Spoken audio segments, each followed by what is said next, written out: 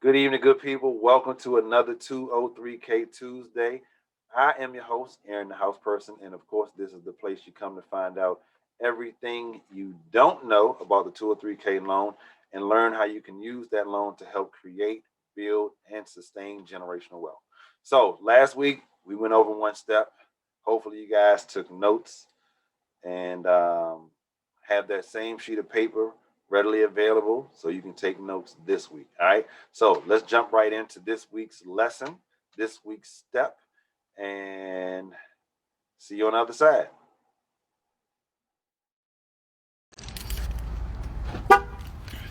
Yo, what's going on, good people? I actually tried to shoot this video earlier, but it was extremely windy outside, so I cannot do that in good faith. I ain't want y'all to, be dealing with the loud sounds. So I said, let me go ahead and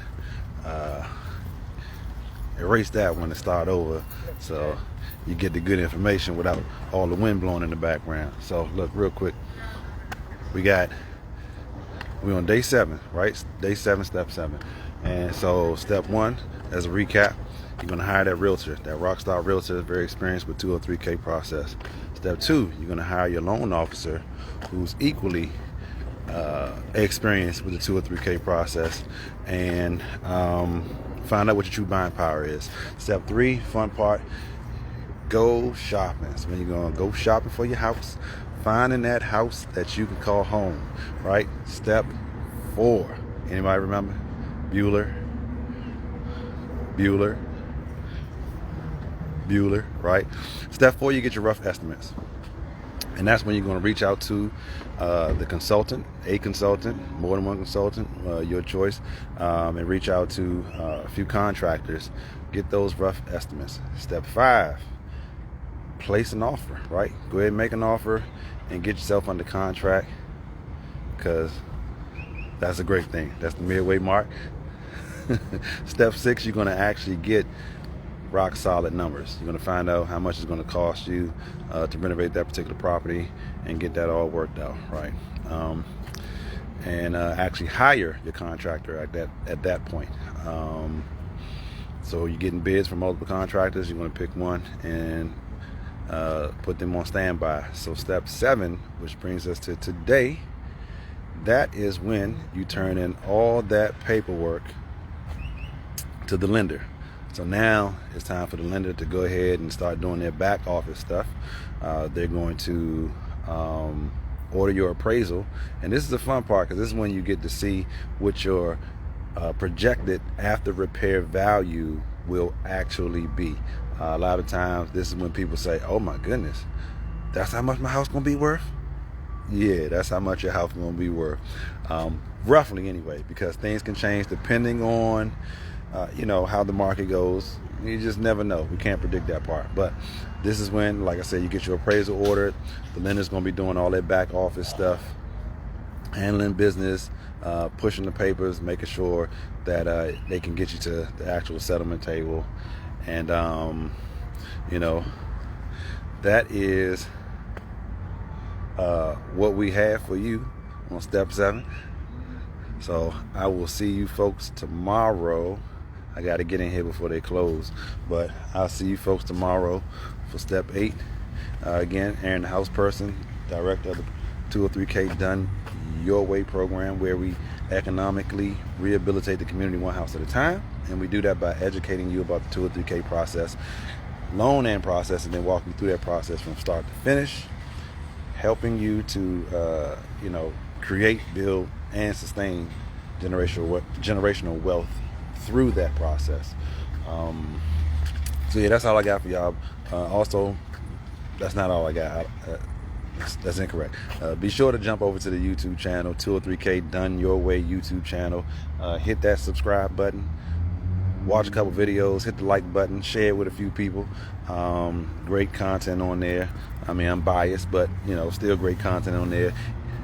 Great guests on there, folks who are actively out here helping folks with the 203K with the 203K process, not 203K Done Your Way part, but just with the 203K process in general. So that's all I got for y'all. I'll see y'all later. All right. All right. there you go. So not a lot to talk about on step 7, right? I mean, really, you're not doing a lot physically. You're turning in all your paperwork, and all your paperwork. What I mean by that is scope of work. So the contractor that you've hired, they've come out, they've looked at that scope of work, or specification of repairs, and they filled in how much they're going to charge to do each line item. Turn that paperwork in back to your consultant. The consultant signs off on it. We get all that information over to the lender and allow them to do what they do in the background. When that's turned in, you can get your appraisal order. And some, depending on which company you work with, some may go ahead and get the appraisal ordered in anticipation of receiving the SOR signed by the contractor and the consultant and yourself before the appraiser actually goes out. So, I mean, if you guys are really like a well-oiled machine and able to work at that capacity and have those timelines, very succinct, then you can do that. If not, you get your paperwork turned in, then go ahead and get it ordered. The appraiser is going to come out.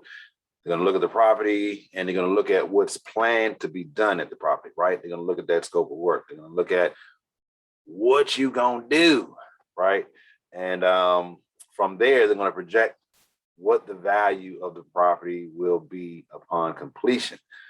Keep in mind that sometimes, right, because this is one of the frustrations that people tend to have in this process, sometimes the lender is going to ask you for documents that you have already turned in. Sometimes they're going to ask you for documents that you've already turned in a couple of times, right?